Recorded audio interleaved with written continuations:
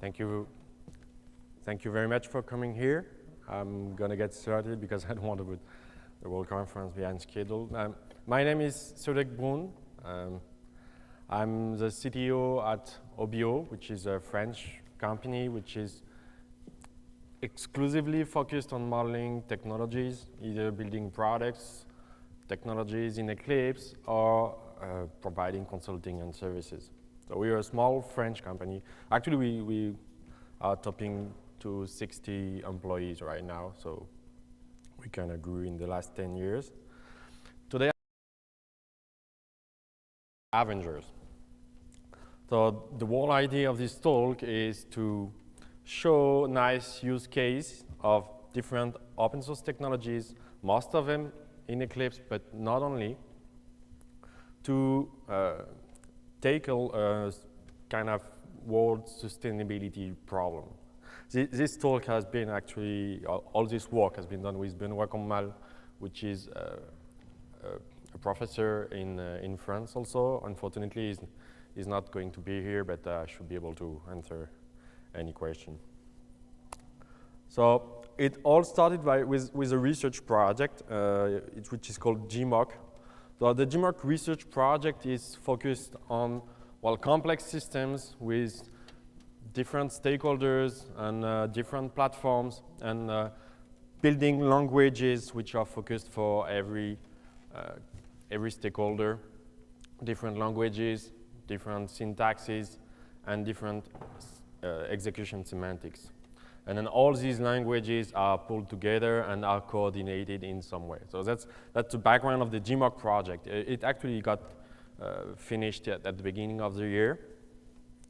But it's interesting because beside the Gmac research project, there's what we call the Gmac initiative, which gather way more partners from all over the world, which are interested in discussing around these problematics of coordinating different domain-specific languages and so on.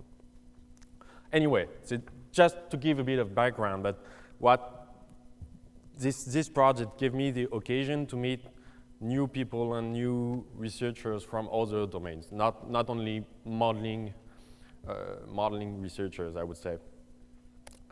And some of those were the researchers of the French National Institute for Agricultural Research, which is called INRA in France. So we met them, and we showed the results of the Gmac project, and they were quite interested about it because they were like, yeah, it looks like one of the problems we have. We needed some tools, but we have different people working on it. But how would your solutions fare with our kind of problem? So they gave us a case study, and the case study is about the water resource management in agriculture. It's actually quite a big problem if you look at the state of California, for instance, in the last few years, which has a very big drought. And in France, it's also a complex problem. Actually, the administration which manages the water resource in France has to make sure that there is twice the quantity of water available that what is asked by every cultivator. That means that the cultivator actually has to book for 1 year in advance for how much water he's going to use, which is, as you guess, quite difficult. Of course, on the INRA side, they like to be able to experiment with different kind of cultures. And depending on the area, if cultivator starts growing this or this, then what would happen globally, or at least at the scale of France or at the scale of the region. So this was basically the problem they gave to us, and we looked at it as modeling guys. And we were like, yeah, so there's the cultivators, the administration, domain experts. So looks like we're kind of in a common situation in the domain-specific world, which is we have multiple stakeholders. They all have their own concerns, and they're reasoning on different scales. So it looked like we had something we could do. It all boils down to these three choices in this use case, whether the cultivator is going to grow some sorghum, some wheat, or some corn. And actually, that's the decision which is done at the cultivator level, which is going to impact the global system. So the cultivator has to decide which field to use for growing what, how will the crop grows, and when would I have to add water depending on the weather, and how many machines I need, how many people, and so on. So it's a complex system, and what we're looking at is we're looking at something we want to optimize depending on multiple factors: weather, costs, resources. If you look at the big picture, what we want to do is we want to build what-if scenarios, like, yeah, what happens if half the cultivators in this region are starting to grow sorghum instead of wheat or instead of corn?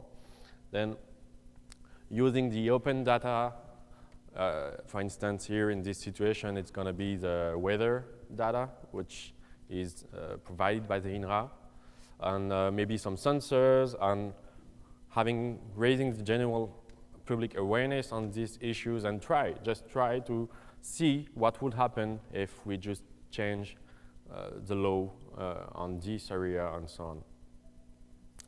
So this might look a bit, wide, but actually, well, that's the big picture. What we tend to do ourselves at OBO, and we build domain-specific tools for supporting design and analysis of complex software or embedded system from multiple viewpoints. So there's an overlap here, but the domain is very different. So we figure let's try it. So our technologies would fare in such a context. I'll start with a very important disclaimer. So we build the prototype. It's really about how this prototype is doable, how this could be applied on the domain or on other similar domains. The science part is completely, well, it's not strong enough. I mean, that's stuff that INRA gave us and that we implemented it. But so the whole focus of this talk is it's a toy. It's a toy which is complex enough that we can get some insight from it. But don't design your farm based on this tool right now, please. Anyway, so we start with having to state the resources of a given farm, which could be machines, people, or fields. And then we'll pick some climate or weather model based on the area we live in. From this, we are going to be able to assign the farm surface to a given culture, like this surface for the wheat or this surface for the sorghum and so on. And now we'll be able to deduce a possible planning of the culture of the activities. From this planning, we figure out when will the plant be in the soil, so how it will grow based on the weather, and so how the biomass will grow. And then we be able to know how much water we need to add, depending on the weather again. And of course, the whole idea is to be able to try different alternatives and see how it goes. To build this tool, the tool supporting this process, I'm going to use a few Eclipse modeling technologies, more especially EMF, Sirius, Xtax, and also technologies outside of Eclipse. One of those is OptaPlanner, and technologies which are outputs of Gmac. So EMF is about the domain. It's used to keep track and design, formalize the data. Sirius will handle everything which is about structured editors, graphical tables, so that we get views and static checking. Xtext, of course, is used to get a textual syntax. And OptaPlanner is the engine which helps us in optimizing the solution and the model. And everything which comes from Gmac is about executing the model and simulating it over time. I'll show you a quick demo so that you can grasp what it is. So The good news is the resolution is so low that you should be able to read, I guess. Well, the bad news is I'm probably going to have to fiddle a bit with the different views. Okay, so I'm in an Eclipse-based environment, which is Gmac Studio. It's actually just all these open source stuff integrating together in a single environment. And the first step is to describe the farming activities. So here, I have a few different activities. I have how to grow corn, sorghum, and wheat. How to grow corn, for example, you have several activities like the labor, which has to happen in between of the 1st January to the 28th January. And to do so, you need one tractor and one people. The resources are just here, and these are just type of resources. It's basically just a name. And then you can sow in March, basically only if there's been no rain since 3 days and the temperature is above 10 degrees and so on. And so you have an Xtext-based editor and an Xtext DSL so that you can define this farming activity. You have code completion. I can add a new activity, and let's call it EclipseCon, for instance. And well, I'll do it just right after. You have validation and so on. So it's what Xtext provides you for free, and that's really very nice. What is interesting to see is on the left, in the project, it's a project which is managed by Sirius. So Sirius detected that it's actually in a model, and so it did load the model. And here you can see the Xtext model as a tree, as a graph actually. And you can also directly see the diagram representation of the activity. So here, for instance, it's the wheat activity. And if I move to here, we are. And if I, for instance, add a new activity here, activity EclipseCon Europe, up from 25 of October to 27 October.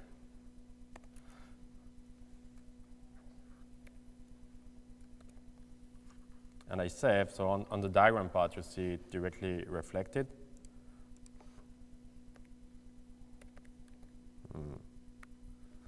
And I can add some predicate, like for instance, I won't only go to EclipseCon if the temperature is at a minimum level of, let's say, 6 degrees. So you get the idea, and then you can define the dependencies in between those activities. And let's say EclipseCon Europe only happens after harvest, for instance. After harvest, and so on. And you see on the diagram part that it gets reflected directly. And if you edit on the diagram, it's going to be reflected the other way around, okay?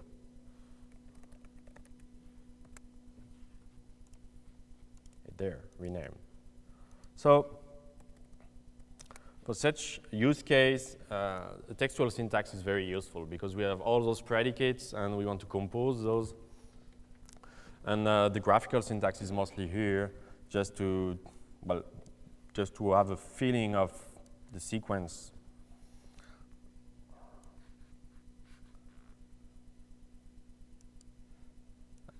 And then we have another model which describes the farm itself.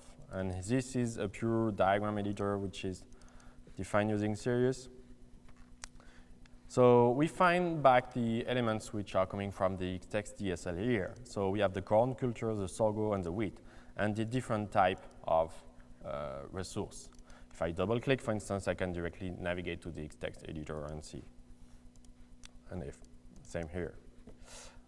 And now I'm defining a given farm. So I can define a workshop and specify that I have a surface, a land of, I don't know, 100 hectares of one field.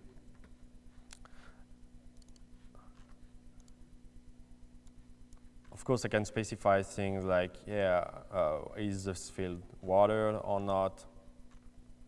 And depending on what I specify, colors, size, and the shapes are going to change in the diagram editor directly. And if I assign this field to this workshop, and then I can assign this to one culture, for instance, corn or sorghum. So I can basically design the farm or the exploitation, at least.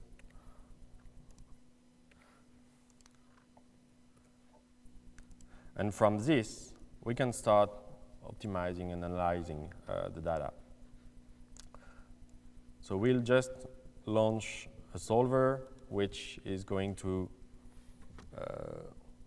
will compute the dates where the activities will take place for each field.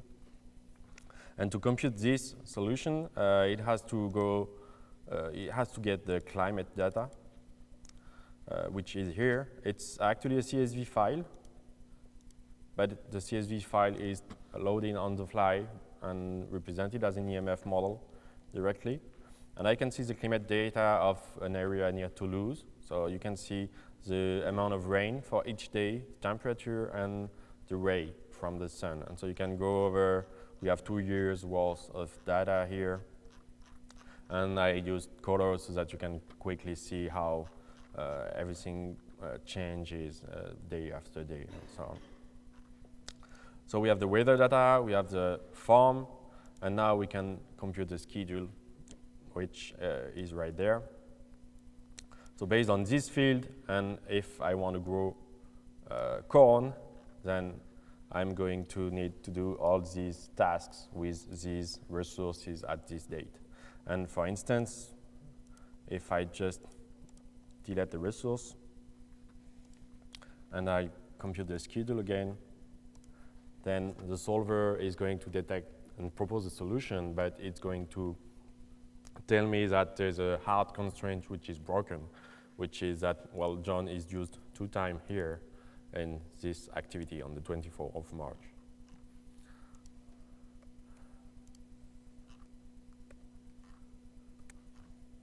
From this schedule now, we can figure out when we need to add some water. And that's the next step. We just launch an algorithm which uses some scientific parameters here. So these parameters were given to us by INRA. So for each culture, we have these parameters, and then we have the formula to compute the biomass growth, and so when we need to add some water. So the extra water column here, we don't need to water in May and June. And here, at some point, we need to add some water.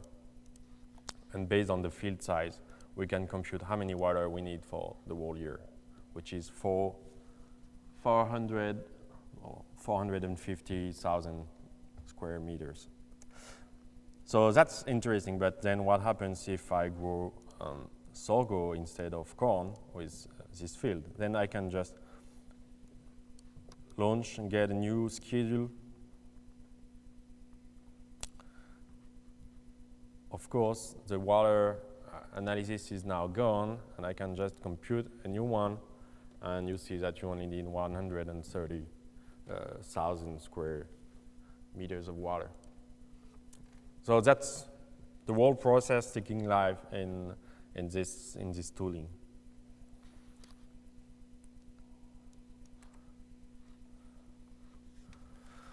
So what allowed us to build this? First, and more importantly, it's EMF. So EMF is a core part of the Eclipse modeling project, and in the Avengers world, it will definitely be Captain America. So it's kind of the leader. It kind of defined the common ground and rules that every project in Eclipse modeling have to live by. And more importantly, it tends to be right pretty much all the time, and it tends to be a bit annoying because of that, just like Captain America. But it's actually the glue which makes everything stick together. And in this use case, we define several eCore models for different parts. Basically, every file I showed you is matching a given eCore model. One which is focused on the activities, which is actually inferred by Xtext, and the other ones for designing the exploitation and running the simulation, or to keep the scientific parameters of the models. So this is just an extract of one of the models. This part is related to the schedule and climate data. I won't go into the detail, but the main interest of having EMF, beside making sure that all the Eclipse, or other Eclipse modeling technologies are going to work together, is that you get a nice API which is generated directly from your domain model. And this API is statically typed, and let's say you change your domain model, you generate the API, and so everything, you might get a compiled error and you can just fix the code. So the domain logic is very easy to read. And in the kind of scientific use cases, it's very important because, well, these algorithms tend to be quite complex in themselves. Another nice aspect is that you can load the data outside of Eclipse just as a plain XML file and use the API to process this data. EMF also provide a basic RESTful-like framework. So any model in EMF is actually loaded through a resource, which has an URI, and you get all the HTTP verbs available on those.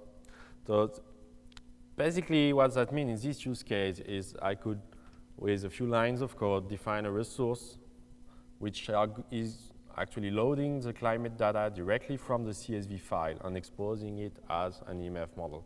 And by doing this, using the EMF contract, then any EMF tool is able to load to this CSV file. So Sirius is able to, but also EMF compare is able to, and so on. So that's a very strong interest.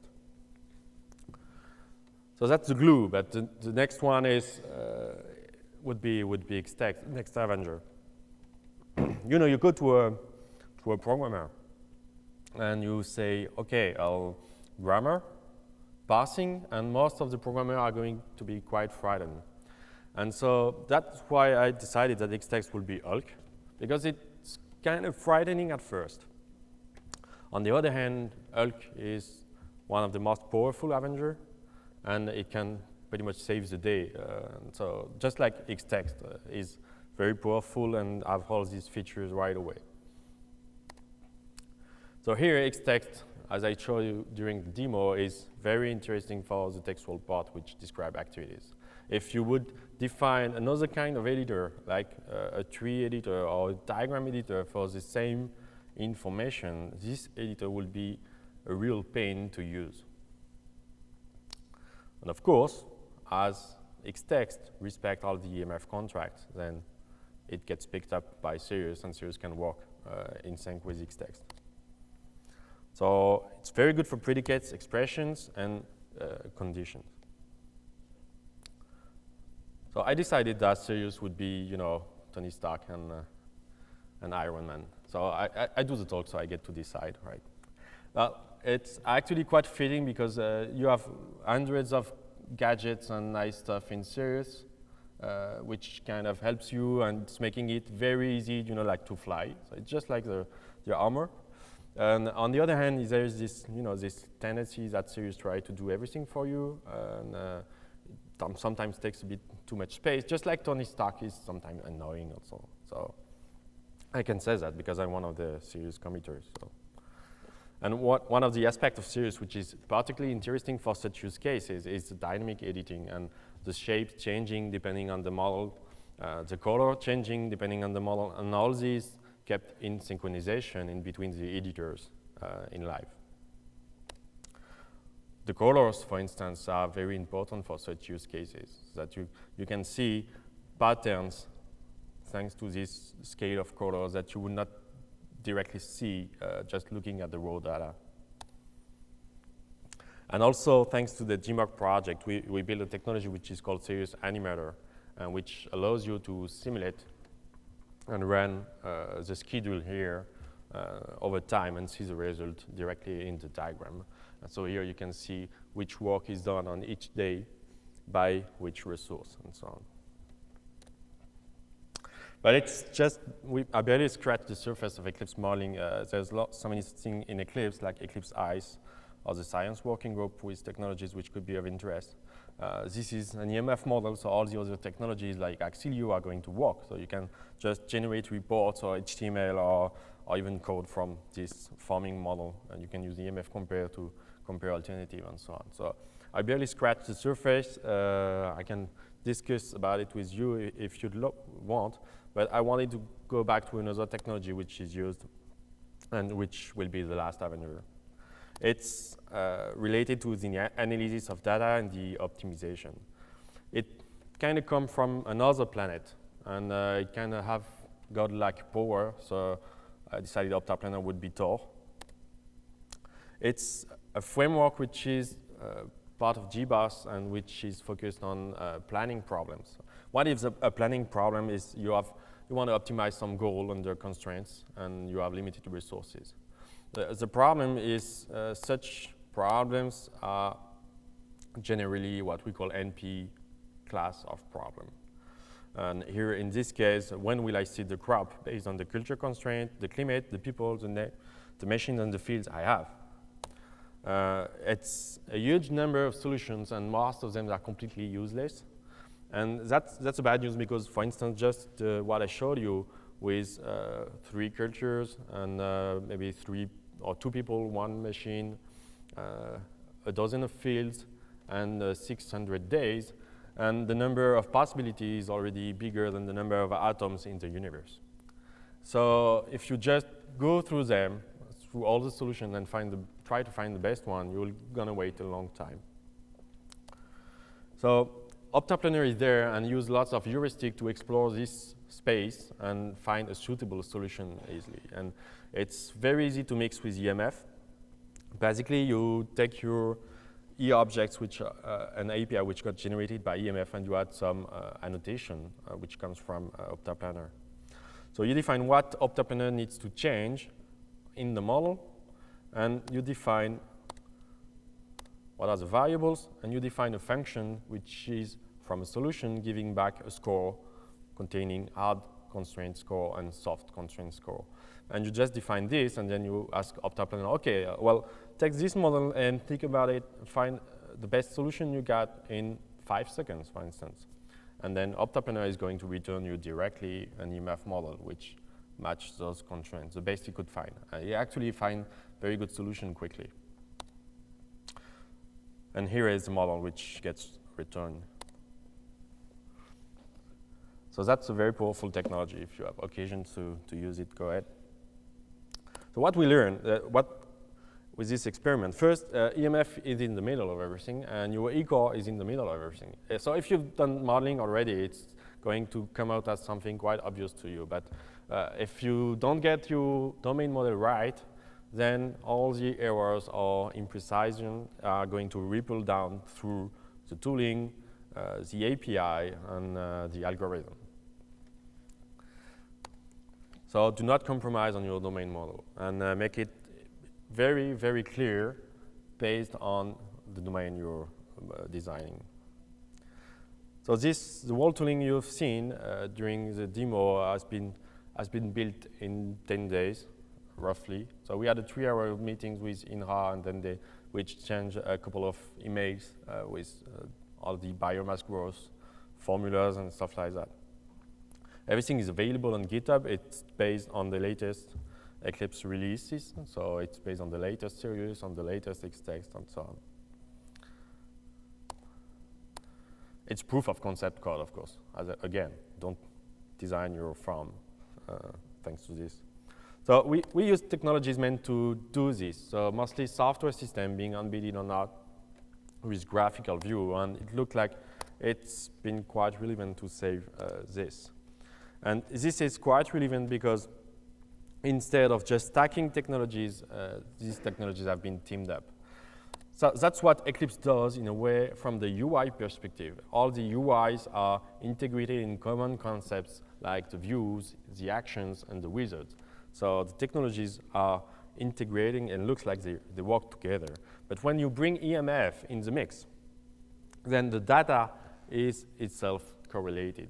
You have resources, you can deep link any model element to any other, and you can reflectively discover the data with a richness, which means that you can create useful things for it, like tooling, editors, and so on.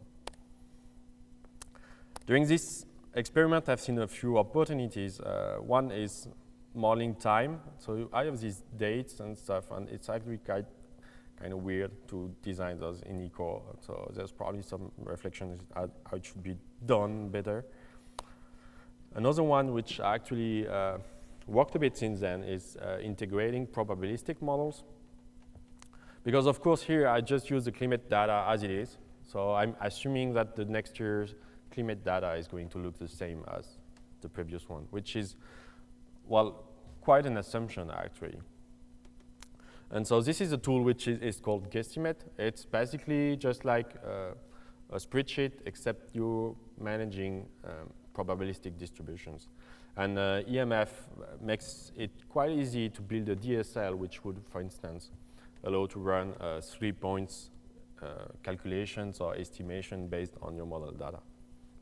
But that's an area which needs more exploring. And of course, when you build scientific tools, you would like to have graph and charts representations in series. You would like to see the biomass growth, actually, as a chart. And that's something which we used to have before Sirius was open source. We did not update it. It's kind of in an experimental state, but you can extend Sirius and create your own kind of representation, just like the diagram and tables, and comparing alternatives.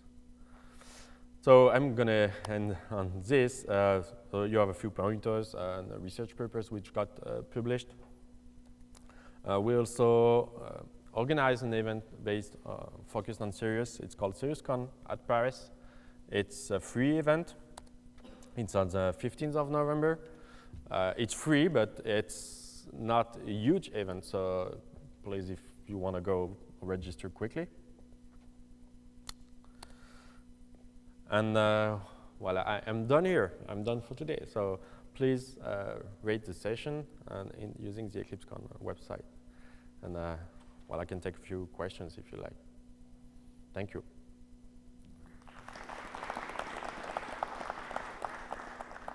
Any question?